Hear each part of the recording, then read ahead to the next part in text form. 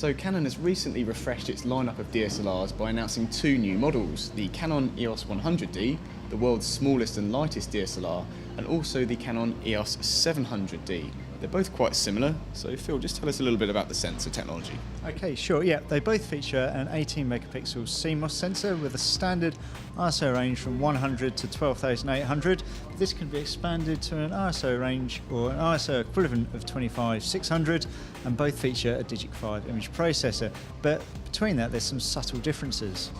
Yeah, there are some subtle differences, although both cameras do cost a similar amount. So we're going to head out now and test both of these cameras and find out which one offers the best value for money.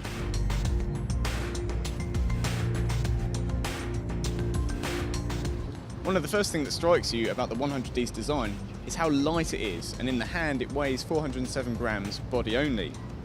When you pick up the camera and wrap your hands around the grip, you can just see that one of the fingers just at the bottom there just drops off, and that's because the grip is fairly small. But what we do really like is that rubberized textured feel on the grip, and you can just see if I just turn the camera around that stretches round to the rear as well, where your thumb rests. How does it feel in the hand, the 700D, Phil? Okay, well, 700D uses the same kind of design as the 650D that it replaces, and as you can see, the grip is much larger, giving a much firmer hold, and my little finger doesn't drop off the bottom. It's got a slightly more traditional textured grip, which shares with the 5D Mark III, and around the back that's repeated there for the thumb rest. It's a bit heavier, but on a day's shoot you don't really notice it. Being such a small body, you might think that the 100D uses the EF-M mirrorless lens mount, but what it actually uses is the EF-S lens mount that's compatible with EF-S and EF lenses.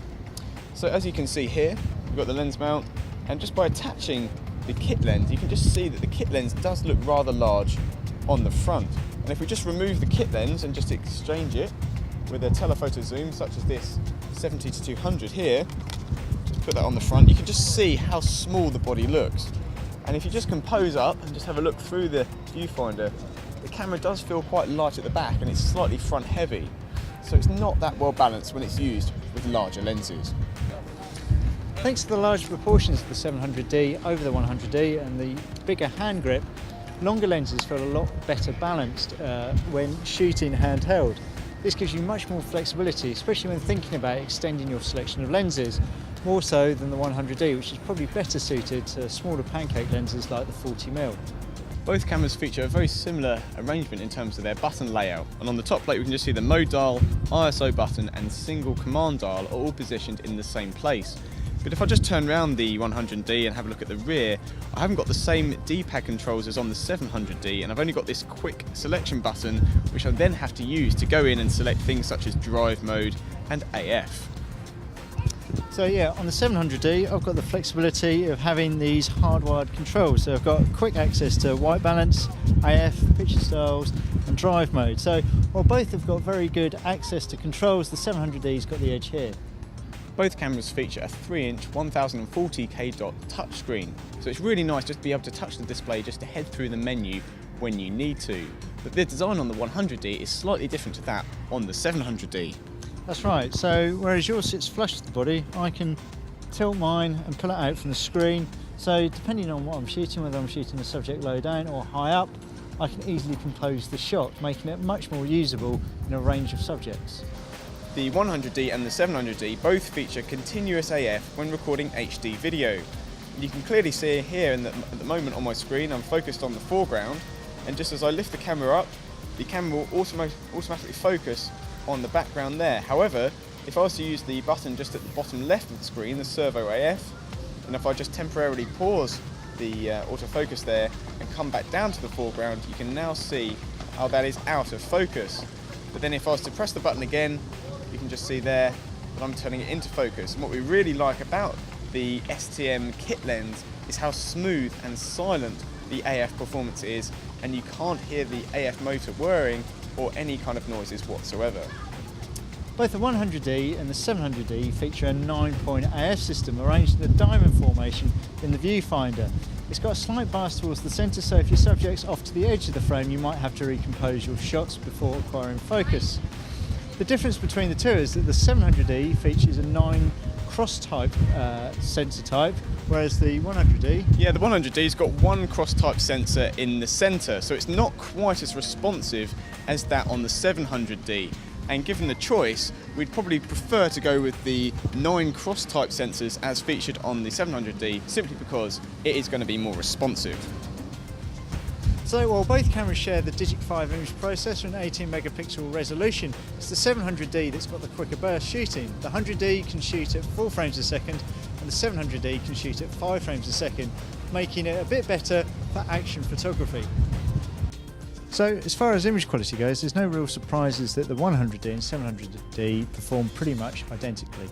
And the colours from the 100D and 700D are just as you'd expect. They're very neutral, with no real signs of any colour cast. I did, however, notice that the auto-white balance has a tendency to lean towards cooler and more neutral tones. So if you'd like your shots to be slightly warmer than they appear at the capture stage, you may just want to apply a low opacity warming filter in Photoshop. Or of course, alternatively, you could just experiment with some of the inbuilt creative filters that both cameras offer.